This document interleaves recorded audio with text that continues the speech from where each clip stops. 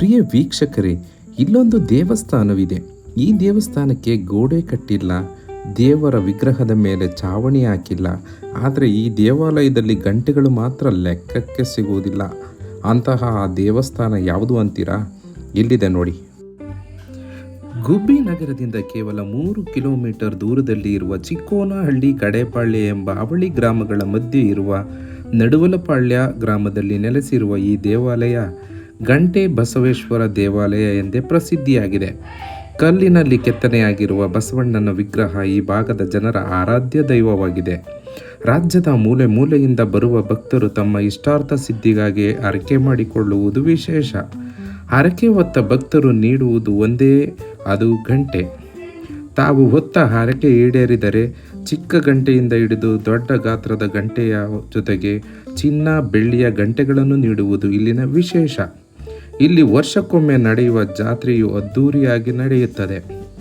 ಈ ವರ್ಷ ವಿಶೇಷವಾಗಿ ದೇವಾಲಯದ ಮುಂಭಾಗದಲ್ಲಿ ಈಶ್ವರ, ಪಾರ್ವತಿ ಹಾಗೂ ನಂದಿಯ ದ್ವಾರ ಬಾಗಿಲ ಗೋಪುರ ನಿರ್ಮಾಣ ಮಾಡಲಾಯಿತು.